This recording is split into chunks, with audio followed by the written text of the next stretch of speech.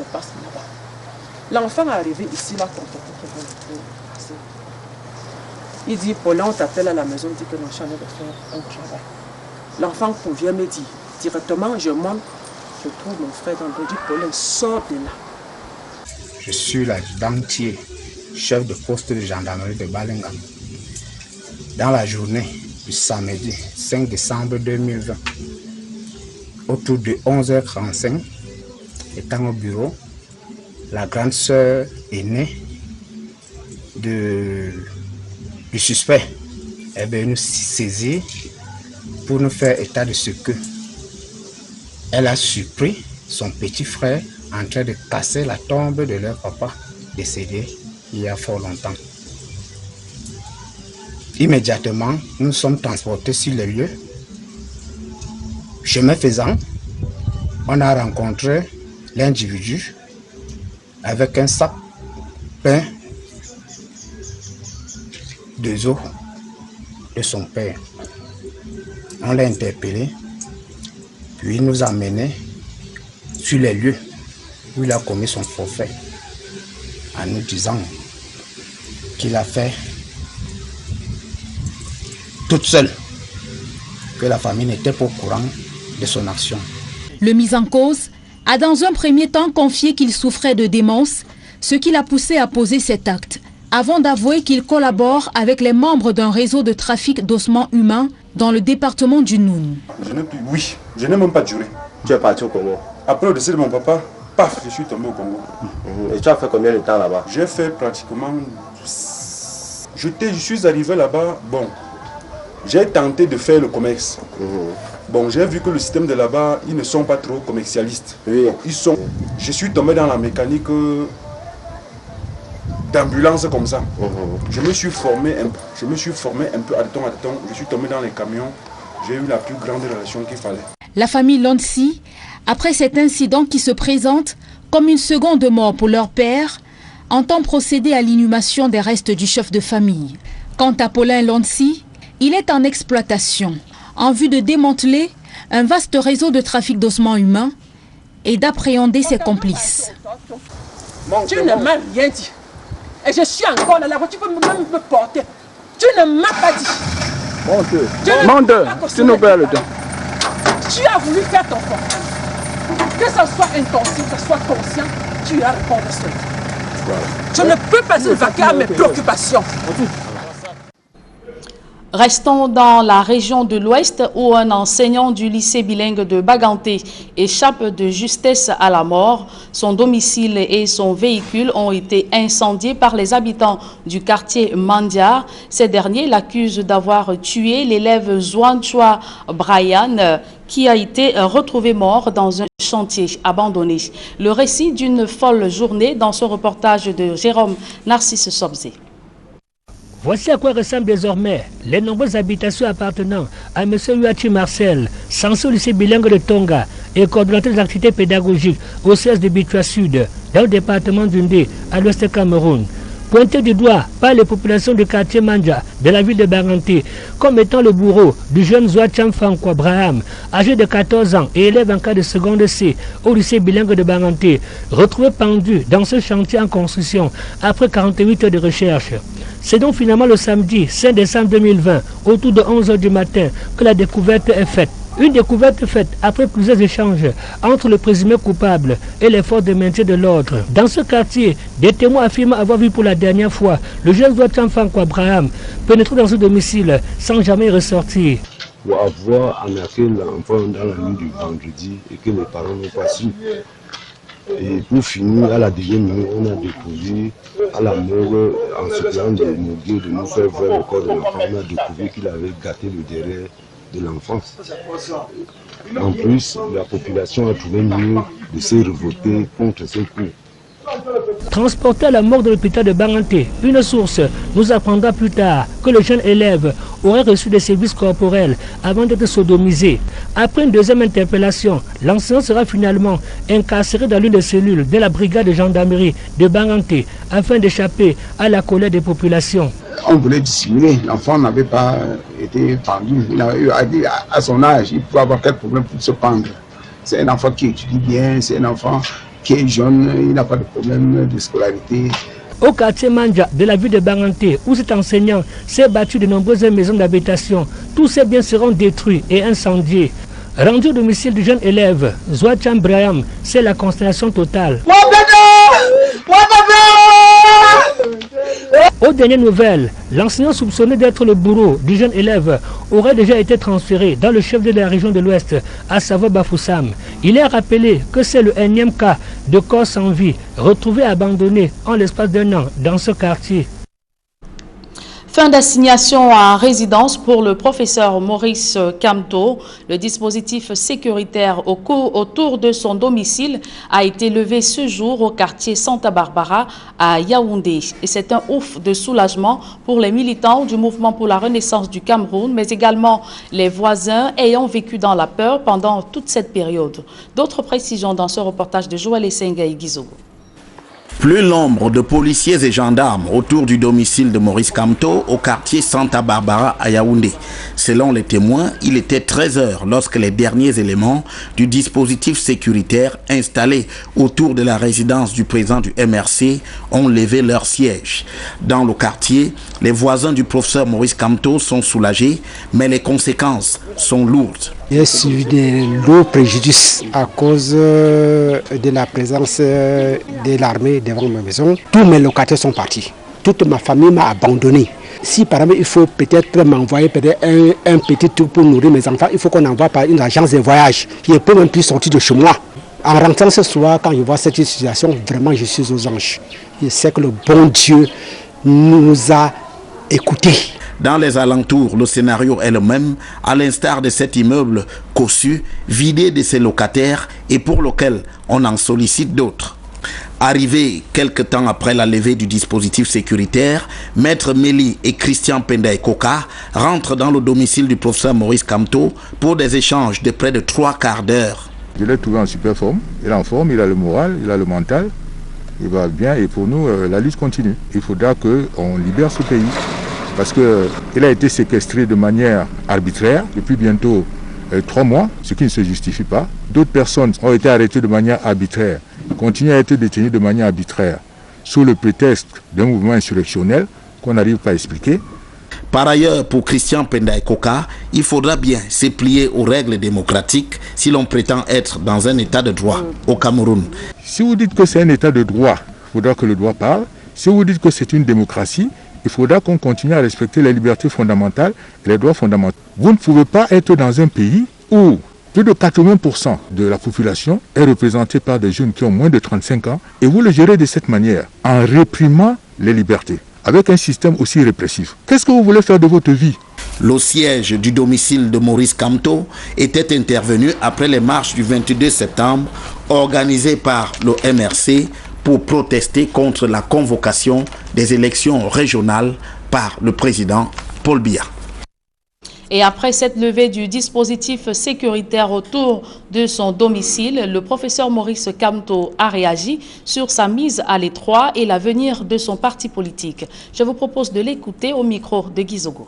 En ce qui me concerne, on termine en disant oui, mais le cas du leader du MRC et de son parti sont encore sous observation, je ne sais plus quel est le terme approprié qu'ils ont utilisé, sont suivis de manière méticuleuse par la justice et l'administration. Et voilà, on informera au fur et à mesure l'opinion.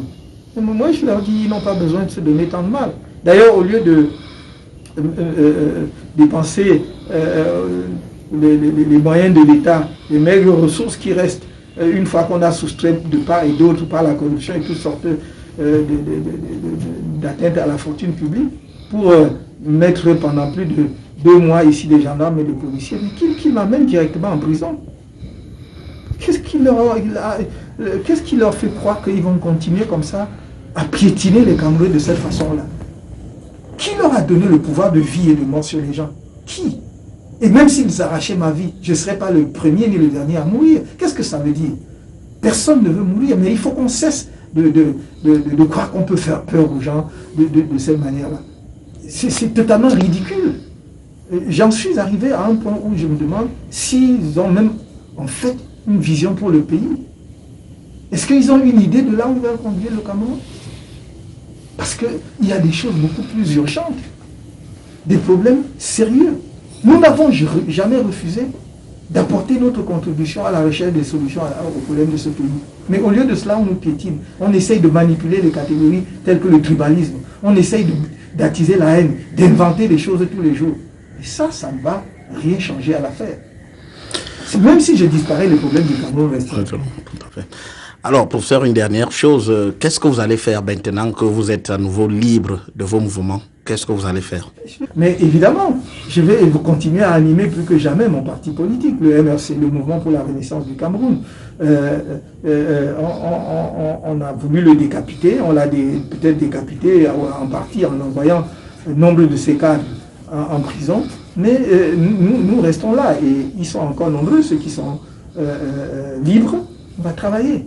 On va travailler parce que notre option demeure la même, M. Zoko. Le changement dans la paix et par les urnes. Et ça se travaille. Ce que les gens ne comprennent pas, c'est que c'est eux qui prennent les raccourcis. Nous travaillons auprès de la population. Je peux vous assurer, M. Guizot, que s'ils n'avaient pas la préfectorale avec eux, s'ils n'avaient pas la gendarmerie et la police avec eux, jamais le RDPC, je dis bien, je prononce le nom de ce parti, jamais le RDPC ne ferait même 20% face au MRC dans une élection.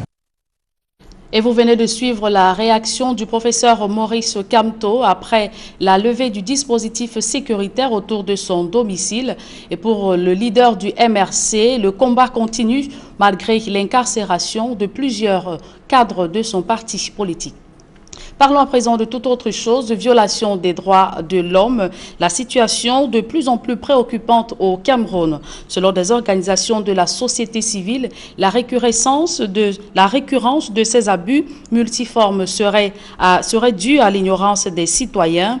Ayant atteint la cote d'alerte, ces acteurs de la société civile ont engagé une campagne de sensibilisation sur la connaissance de leurs droits. D'autres précisions dans ce reportage de Farel Bounia, Xavier Foka. Alors que le monde s'apprête à célébrer le 10 décembre 2020, la 62e édition de la Journée internationale des droits de l'homme, sur le terrain, le constat reste alarmant, avec notamment des cas flagrants de violation des droits des enfants et ceux de la femme. Nous sommes saisis sur plusieurs cas avérés de violation des droits de la femme. Nous trouvons des femmes battues, nous trouvons des femmes qu'on empêche de travailler. Nous trouvons des femmes qui font des bébés et dont les bébés n'ont pas des actes de naissance. Malgré toutes les campagnes médiatiques battues chaque année autour de cette question, des défenseurs des droits de l'homme estiment que si certaines victimes gardent le silence par complicité, la plupart sombrent plutôt à cause de l'ignorance. Ce que nous avons remarqué, c'est que dans la plupart du temps, les gens ne réagissent pas parce qu'ils ne connaissent pas leurs droits. On ne peut pas réagir à ce qu'on ne connaît pas. Les gens ne se protègent pas parce que ils ne connaissent pas de quoi ils doivent se protéger, qu'est-ce qui est précieux. Alors que notre gouvernement a ratifié une panoplie de lois, mais qui est méconnue tout simplement par la population. À quelques heures de cette journée dont l'un des objectifs est de réduire les inégalités dans le monde, les défenseurs des droits de l'homme veulent davantage éclairer l'opinion sur cette question. Quelles sont les institutions, quelles sont les autorités qu'il faut saisir, comment se défendre, qui aller voir. Aller par exemple chez l'officier d'état civil pour que son enfant ait le droit d'avoir un acte de naissance par exemple.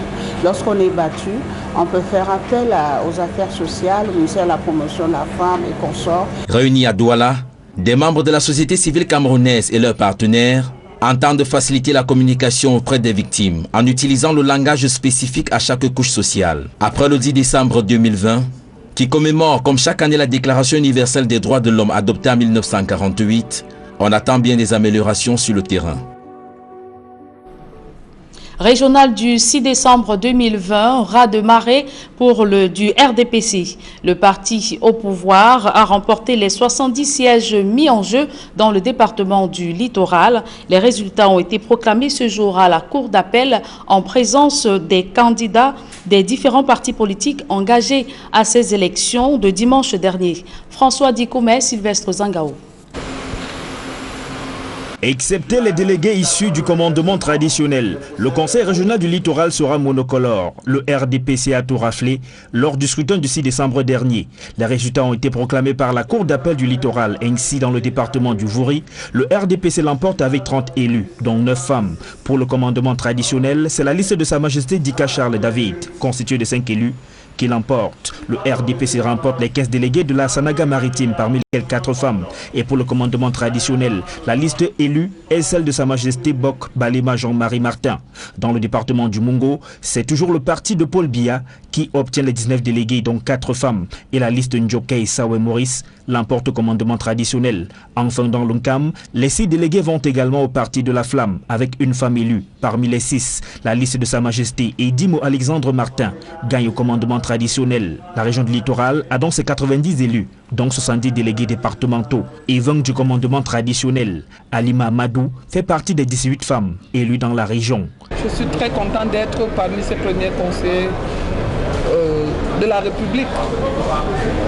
Et je pense que je ferai tout pour que la mise en place de la décentralisation effective soit faite avec nous et par nous. Salomon Douala Ipale de l'UPC et Christian Diok du PCRN affirment que leurs partis se sont plutôt bien battus lors de ces élections. L'UPC, contrairement à ce qu'on peut croire, en sort vainqueur. Dans l'Union de Kélé, nous avons eu 20 voix sans avoir un seul conseiller. Dans la Sanaga maritime, nous avons eu 6 voix sans avoir un seul conseiller. Dans le Vouri même, nous avons eu une voix sans avoir un seul conseiller. Nous pensons que malgré le comportement antidémocratique de nos adversaires, que nous félicitons en passant, parce qu'ils n'ont pas laissé que la campagne soit ouverte, mais c'est une réussite pour l'UPC. L'Union des populations du Cameroun en sort gagnant avec, j'allais dire 27 voix. Donc il y a 27 Camerounais qui ont pensé que l'UPC ne va pas mourir, contrairement à certains partis qui croyaient enterrer l'UPC. Nous avons 25 conseils dans le camp que nous avons consolidés. Nous avons 30 en Sanaga maritime que nous avons effectivement consolidés. Nous avons 18 au niveau du Vouri. Nous en avons eu 22. Il y a une nette évolution, il y a une nette amélioration, voyez-vous. On ne peut pas avoir d'impréparation. Les chefs traditionnels élus ne se contenteront désormais plus seulement de leur rôle d'auxiliaire de l'administration. Ils vont participer à la prise des grandes décisions qui concernent leur région. Se félicite Sa Majesté Mpongo Longo, élu d'Unkam. La chefferie traditionnelle va apporter une valeur ajoutée à la mise en place de la décentralisation. En tout cas, c'est ce que nous croyons dans l'Unkam. En plus de sa même mise sur la majorité des communes, le RDPC n'a laissé aucune chance aux autres partis politiques dans la région du littoral. Et du côté de Yaoundé, un ravin pourrait paralyser la circulation dans les prochains jours si rien n'est fait. L'axe reliant Mendon à Johannesburg subit l'effet d'une érosion brutale qui fait peur aux populations riveraines. Elles disent avoir saisi les autorités, mais leur requête est restée sans réponse. Nos reporters Rodrigue Ngassi et Marcelin Gansop étaient sur les lieux. En route pour Johannesburg, nous prenons place à bord d'une moto. C'est l'unique moyen de transport, à défaut de s'y rendre à pied. On fait parfois le sport comme vous voyez là, à cause du manque de moyens de transport.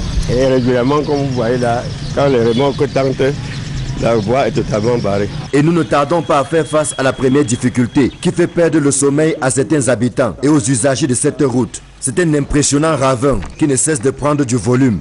Le ravin que tu vois en bas là, quand ça commençait, c'est le torrent qui prenait. C'était juste c'était une rigole qu'on avait conçue. Au fur et à mesure, l'eau ne passait pas dans la rigole, ça ne faisait que creuser. Sa proximité avec la route constitue un danger permanent qui impose la plus grande prudence. Ce ravin jouxte plusieurs maisons d'habitation et des chantiers abandonnés. Si rien n'est fait, il est à craindre que l'une des voies les plus fréquentées, qui dessert plusieurs quartiers de Tougébé 2, soit coupée en deux. Ce sera alors la cerise sur le mauvais gâteau que les populations consomment au quotidien. Il s'agit de l'état de la route, dont la forte dégradation en fait l'une des plus impraticables de l'arrondissement de Yaoundé 6. Il faut avouer qu'arriver ici n'est pas chose facile, vu l'état de la route. Donc, comme vous me voyez, justement un peu propre comme ça, d'un moment à l'autre, quand je vais prendre la moto, je suis sûr que mon état ne sera plus le même. L'état de la route là c'est grave, même le marché, même comme ça, même le pied me fait mal. Maintenant là, pour payer même seulement le transport, même c'est trop cher pour arriver même au marché maintenant. Ça ne vaut pas la peine, sérieux. C'est de route franchement, non. Quand il pleut alors ici, mon frère, c'est grave. Il t'éteint à pied, tu peux tomber ici. Que ce soit par Carrefour Banane ou en empruntant la bretelle qui passe par la Maïtu Mendong, les populations triment au quotidien pour partir d'un bout à l'autre. La situation déjà préoccupante en saison sèche l'est encore plus en temps de pluie, ce qui renchérit le coût du transport, puisqu'en raison du mauvais état de la route, les motos sont constamment au garage. Quittant de Carrefour Banane pour Johannesburg, oui, la moto est à 200 francs en saison sèche. 200 francs une place. En saison pluvieuse, c'est 400 francs par personne. Quand tu as un petit sac à main, le sac du marché, on te demande de payer 300 parce que la route est très mauvaise. Quand tu ne donnes pas les 300, tu vas faire même 2 heures du temps en route pour attendre une autre moto pour que la moto puisse te porter même à 200. Comme c'est cassé comme ça, chaque jour il faut que tu changes les amortisseurs et les tuyaux de carburant, tout ça, ça nous dérange toujours ici. Avec les belles maisons qui sont ici, il n'y a pas la route. Quand tu achètes une moto neuve, ça ne peut pas faire plus de 8 mois chez toi. Voici ma moto, ça ne va pas encore un an. Mais là où l'état de la moto est, même d'autres clients préfèrent fuir. Nous-mêmes, regardez l'état, la poussière qui est sur nous, tu ne peux pas échapper à la poussière, peu importe ce que tu mets. L'état de santé, il faut 2 boîtes de lait par jour. Et des coupures intempestives de l'énergie électrique génèrent un mouvement d'humeur dans la ville de Buea. Un groupe de femmes a marché dans les rues pour revendiquer un retour durable du courant électrique dans cette partie du pays. Eric Fopoussi. Crise de l'électricité sous haute tension à Buea, dans le sud-ouest Cameroun. Il y a 2 mois environ, de nombreuses familles désabusées par d'interminables coupures expriment amères leur colère.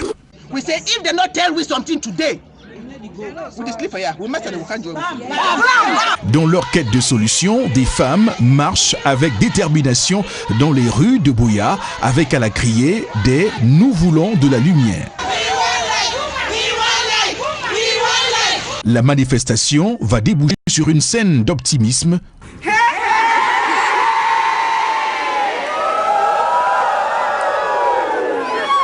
Devant la sous-préfecture, des responsables présents rassurent et promettent. Aujourd'hui, des travaux de l'opérateur de distribution de l'énergie électrique sont en cours. Des poteaux en béton armé remplacent de vieux piquets en bois. Les anciens bois qu'on faisait là, les câbleurs quand ils montaient sur la gâterie, maintenant, même si les câbles montaient, le bois qui était destiné de faire même 20 ans peut faire les 20 ans qui étaient destinés pour faire. Les populations espèrent la fin de leur calvaire, un brin dubitatif.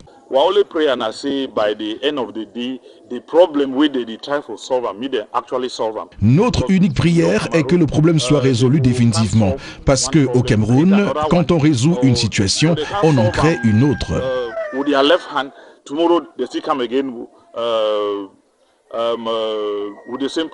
Au-delà du remplacement des poteaux électriques, il y a l'épineux problème du niveau insuffisant de tension comparé à la démographie galopante.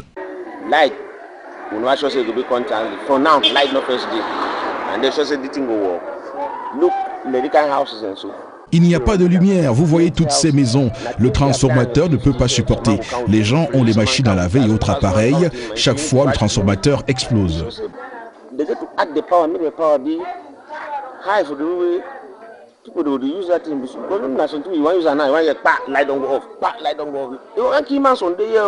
À Buea, redonner un peu d'espoir en fournissant de manière permanente l'énergie électrique devient un impératif dans une région du pays déjà en proie à la crise anglophone.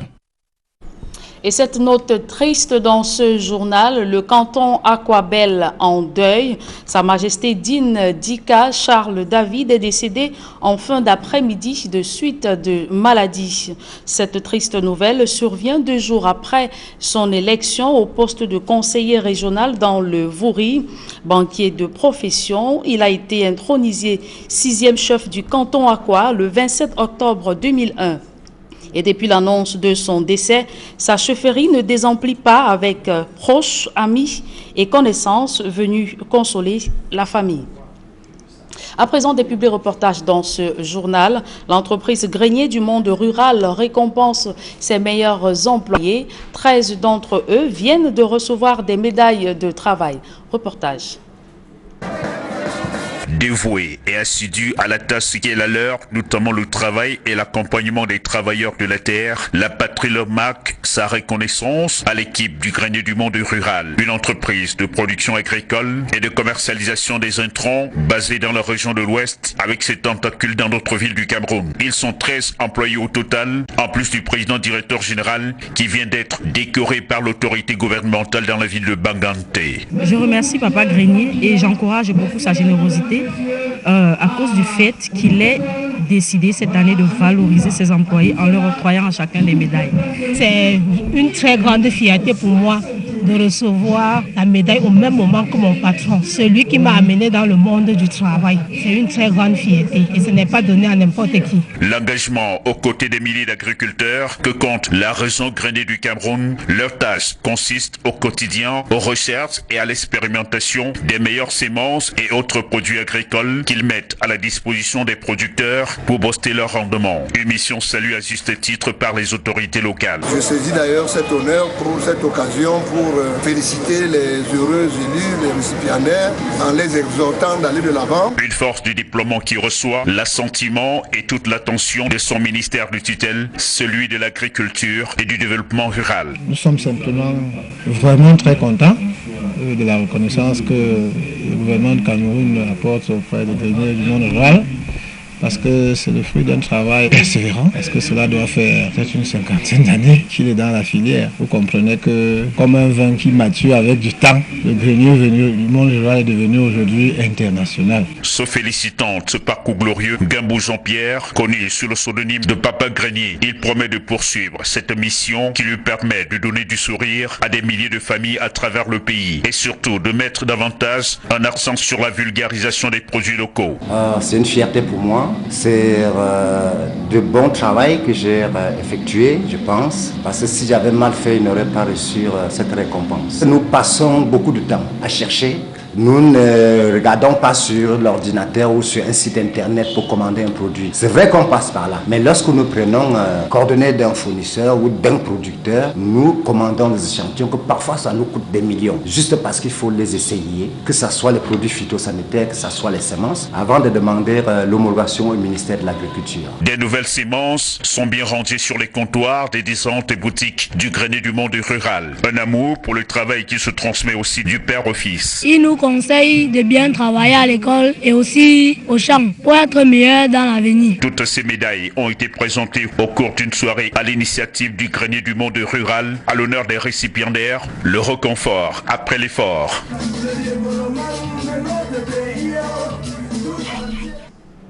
Et le groupe bancaire Afriland, main dans la main avec le gouvernement guinéen pour relever le niveau de vie des populations. À l'initiative du président Alpha Condé, une filiale de Afriland First Bank vient d'être inaugurée à Conakry en présence du PDG Paul Kémonier. Reportage. Créée en 2018 par le professeur Alpha Condé, la Banque nationale d'investissement de Guinée, BNIG, vient d'être inaugurée par le chef de l'État guinéen une fois réélu. Et à la tête de cette institution bancaire, un Camerounais, le docteur Paul Fokam Kamoye, ce qui permet au numéro 1 guinéen de réaffirmer l'ancrage panafricain de son pays. Depuis 1958, la Guinée a développé une politique panafricaine dont nous sommes fiers. Ceux qui ne savent pas peuvent s'étonner comment une banque nationale d'investissement de Guinée est présidée par un Camerounais. Nous n'oublions pas que lorsque nous avons pris l'indépendance et que toute la mission coloniale est partie, beaucoup d'Africains, des grands cadres, sont venus afin que l'administration guinéenne ne s'effondre pas. Donc, nous restons profondément dans le panafricanisme. Sur le terrain des missions de cet établissement bancaire, il s'agit de travailler à la prospérité de la Guinée.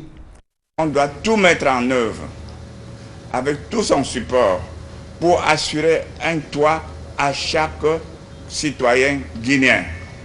Il a aussi dit, je veux que cet instrument, avec les autres instruments que j'ai déjà mis en place, réduire la pauvreté à sa plus simple expression en Guinée avant la fin de mon mandat. La BNI a décidé de mettre en place un système d'agropole qui intègre la production agricole, la transformation et la distribution. Une prospérité que le professeur Fakonde voit à travers la consommation des produits locaux par les fils de Guinée. Il faut que les Guinéens, à commencer par le président, le premier ministre, les membres du gouvernement et les cadres, acceptent de porter des chaussures fabriquées par ces gens, de préférence de chaussures achetées de l'extérieur. La BNIG, elle, va y contribuer en veillant à une répartition équitable des richesses entre les citoyens. La prospérité maîtrisée est induite par la création de richesses et surtout et beaucoup plus que par la création de richesses. Et enfin, une distribution équitable entre les différentes couches de la population.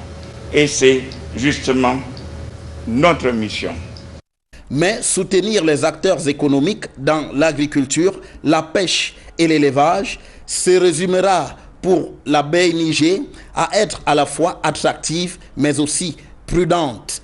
En termes d'accès au crédit, aujourd'hui, le taux d'intérêt moins est de plus de 10%. Chez nous, vous avez des taux d'intérêt pratiquement qui ne dépassent jamais 8%. Et ça incite beaucoup de gens à venir vers nous.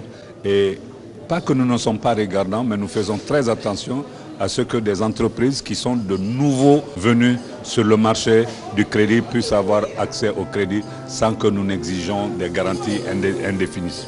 La Banque nationale d'investissement de Guinée dispose d'un capital de 9,6 millions d'euros, soit 100 milliards de francs guinéens.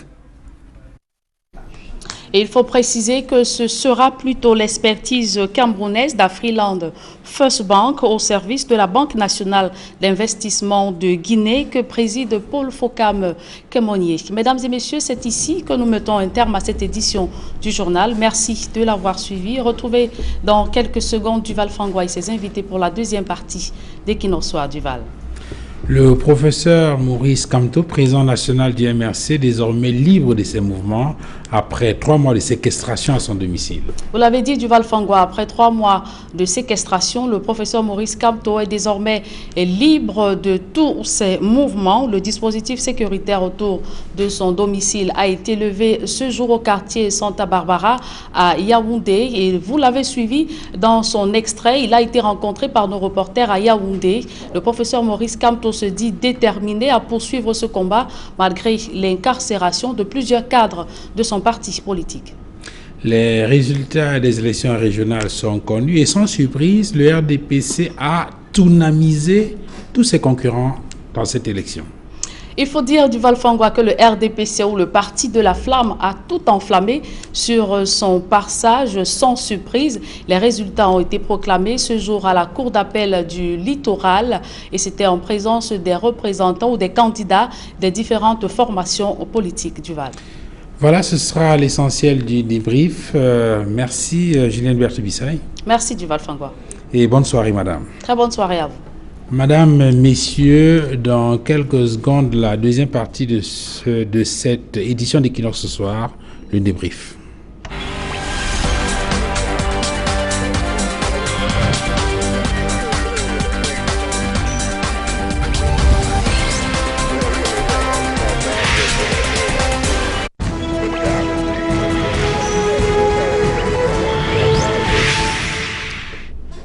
Retour sur le plateau d'Equinoxe Soir avec nos invités. Serge-Henri Kelbé, opérateur économique, ingénieur polytechnicien, militant du Rassemblement démocratique du peuple camerounais. Martin Charles Ndjikam, militant du MRC, Joseph Espoir Billon, leader associatif et homme politique, et bien sûr Maître Achille Ledio, avocat au barreau du Cameroun et militant du Social Democratic Front. Charles Dikam, vous aviez la parole avant le début du journal. C'était pour réagir